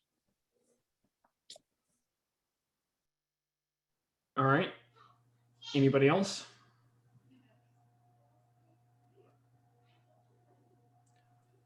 Councilor Woodrow. I understand what Joe's saying. I'm wondering if there is a middle point that we could get to where there was remuneration on the part of the current property owner of the rectangle. Yes, I can see where he's concerned about precedent for the future. And I think maybe there's more conversation if it can be had regarding this particular piece of property.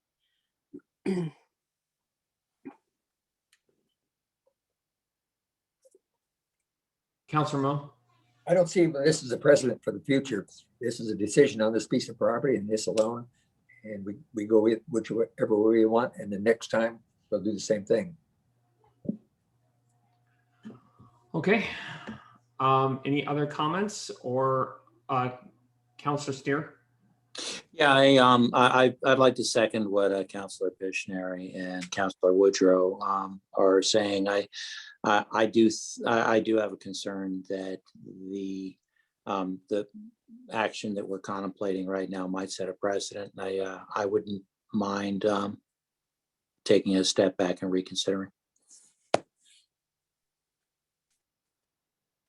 Mayor, if I could just, this is very brief, if I could just jump in for a minute. So the council has a couple choices. To Councilor Woodrow's question, I'm not sure if I'm understanding you right, if there's a way we can get to, I guess, a compromise or a middle ground. We did look into previously, I believe it was Councilor Pictionary had asked about, could we condition the building of the garage on the vacation? And we determined that wouldn't be an appropriate condition of approval for a vacation because it's not sufficiently related to a vacation. So really the council's choices in this are to assess the special benefit or to waive it. Staff has presented their reasons about why waiving it may make sense in this circumstance, but if the council doesn't want to do that, we can pull these items, talk with the owner, and then bring it back before the council to pass a resolution for the special benefit and for the vacation. There's probably I think there is also some additional process, but it doesn't involve the council, but it's allowing the property owner to view our valuation and make sure that it makes sense from their perspective. So we arrive at they believe the figure's fair, but we can handle that. That's just part of the process that staff would do. So if that's what the council would like to do, we certainly can do that, or they can move forward with a vote. But both of these items should be either handled together or both pulled, if that makes sense. Councilor Mo.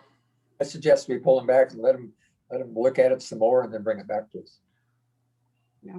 Well, I'm kind of looking around for head nods, and I don't know that for other people to kind of weigh in about whether or not, do you guys want to try to vote on this, or do you want to pull it and give the instructions to assess some sort of economic value? Councilor Pictionary. Well, I can't support it as is or as staff has suggested us do, but I can absolutely support looking at it further because I don't want it to just be gone, but I want to make sure that when I vote yes on something, that I am doing it right for the citizens and that I don't have any second thoughts about it. I think it needs to be fair. It needs to be fair for the citizens first, and secondly to the property owners. So they're subordinate to the citizens, but I don't want to sit there and quash the deal, but I do want to make sure that when I say yes, then I'm comfortable and I can move on and not have anybody in the future say, hey, you did this for them and how come not for me? So I can say, well, this is why we did it for them and they paid for it. So let's talk about you now. And that's what I want to be able to be.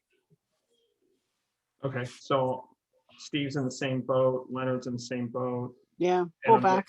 Okay, okay. Before we pull it, any other questions or concerns? Melissa, do you have enough direction here? Or would you like us to talk about it a little bit more? Nope, I think we're good. I think I need to go back to the property owner and discuss with him about the valuation. Okay. Thank Okay. you. Perfect. Thank you.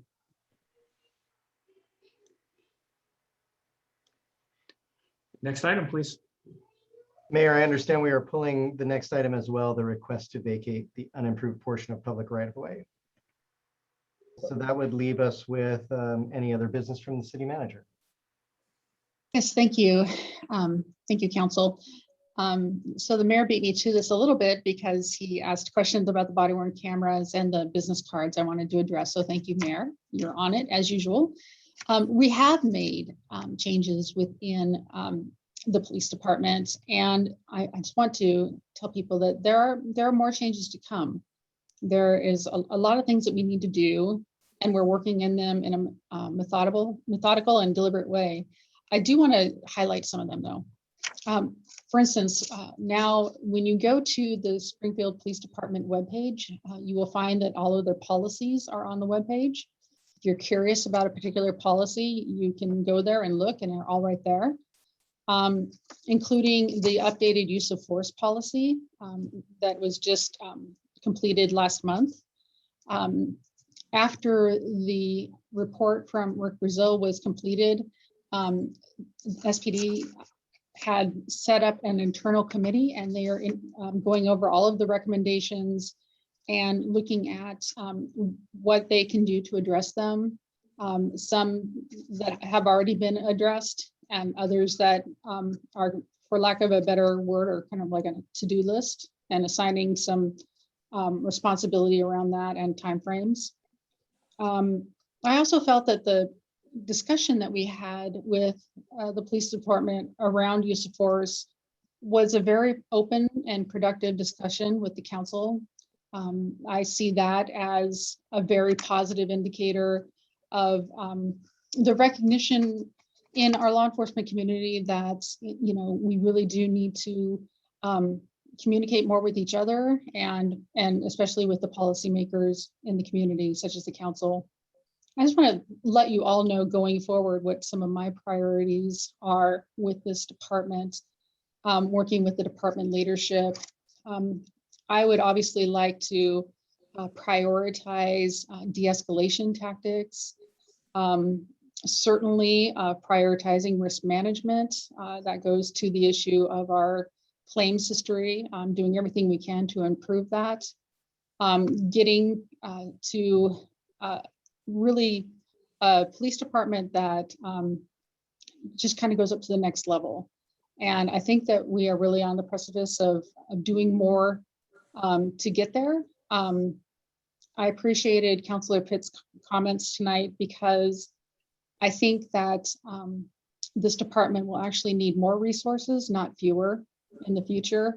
When you talk about affecting a culture or a atmosphere in any department, irrespective of where it resides, it takes training, it takes dedication, it takes people on staff that are committed to that and kind of have that in their on their radar at all times. Certainly issues like diversity, equity, inclusion are, you all know, are very important to me and to many people in the city as well. And it's council, it's one of your goals. It is one of your overarching goals. And I take that very seriously. And I tend to push that forward in all departments in our city. So just wanted to let you know. Thanks. Was that a question, Councilor Mo?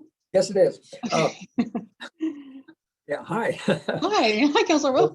Or goodbye later on. You talked about the department internally assessing those changes, and that bothers a lot of people on the outside. I respect them. I know they'll do the best there is, but I think I would like to see some way that they use the word transparency nowadays. It's sort of overused, but it's the right word. If there's some way to do that so the public feels comfortable with what's going on there. I agree with you. I think part of what we need to work on, myself with the department, and also just with the overall with our public information officer, is just really increasing our communication. On a positive note, I think they are in the final process, if they haven't already, hired a new public information officer at SPD. I think that is an excellent move in order to really communicate out to the community what we're doing, and also the context behind it. I will say that, it's always challenging when you're trying to work on issues, because some issues you can put out to the public in that way. Other issues, if they're internal or if they involve HR or personnel, you can't talk about it. So, so it's kind of like, there's the duck on the water and the feet are going a lot, but we can't show you the feet because that's just not possible to do. Doesn't mean that it's not occurring. It just means that it's not something that we can discuss. Nancy, before I call on Corey, could you just clarify that point? Is that an issue of like our internal policy, or is that an issue that about like Oregon state statute that keeps us from talking about personnel issues? It's well, probably Mary Bridget would be the better person to talk about it, but overall, as a general rule, you don't discuss individual personnel matters. People have the right to privacy with their personnel file. You can talk about policies, and we have updated some of our policies. You can talk about trainings, but you can't talk about individuals and their own history. And I think that's just, a good practice all the way around. And I do follow that very closely. I appreciate you clarifying that. Councilor Rodley. Thank you. And thank you for the update. I appreciate it. I know that folks think that things either aren't moving or they're moving slowly, which is real. I just, building on what Councilor Moe said and then what Councilor Pitt said earlier, I think that there's an opportunity for us to think about who's missing from the conversation. And with that, we're talking about transparency, and like Councilor Moe said, if we're looking at what's being done internally, because there are internal challenges and to rebuild policy or whatever. But I think that there's also an opportunity for us as we're moving through this to get really intentional about who's missing from the conversation and who are those people who aren't in the room, who are likely affected and not able, for whatever reasons, whether it's on our end, it's on the police department's end, or it's, cultural issues, to come forward and talk about the challenges. So I think, again, that maybe slows things down. And yes, what we're talking about in terms of building a public safety, and what Councilor Pitt said, this isn't just in our police department. If we're going to talk about racism, if we're going to talk about homophobia, transphobia, violence, this isn't just in our police department. So there's an opportunity for us to just get really intentional about who's missing. How do we include those folks in the solutions moving forward? So I wanted to say yes, thank you. And yes, I think we are starting to move, and there's an opportunity for us to get even more intentional about it so that we create lasting change. Thank you, Councilor Rodley. I will say that I agree with you. We do need to have more people in the conversation. We do have a current and very close and long-standing relationship with SAFER. And we have, Matt and I came to the last SAFER meeting that we had, the last Zoom meeting. Neil Ladati and I also attended that meeting, as we always do. And we had a pretty robust conversation about how the police should use the business cards in the worldview of the SAFER community and their committee. And, and then we had some discussion about when is it practical, when is it not, how could that work? And I think, that's when I talk about context, I think that's really important, because it takes law enforcement is such a specialized field, and many people just can't understand all of the variables that people that are on patrol have to experience at any given moment. And so, yes, it is always, our intent to be out there, be friendly, offer a business card. But there are some situations where, it's an urgent issue, or perhaps even an officer may be in danger. And that's not really the time and place to offer your business card when you're trying to protect your own self. So, just kind of talking through how things work out in policy and in practice, and I think that's where we have to make that intersection. And it takes time. It does take time to have that conversation. But I think when both sides talk about their experiences, it helps us get closer to understanding and having a lens for that when we're thinking of other policies in the future. Anybody else? Nancy, did you have anything else for us? That is all. Thank you. All right, next item. Next item is any business from the city attorney. No additional business. Thank you. All right. Thank you, everybody. Have a great night. We are adjourned. Now I can say goodbye.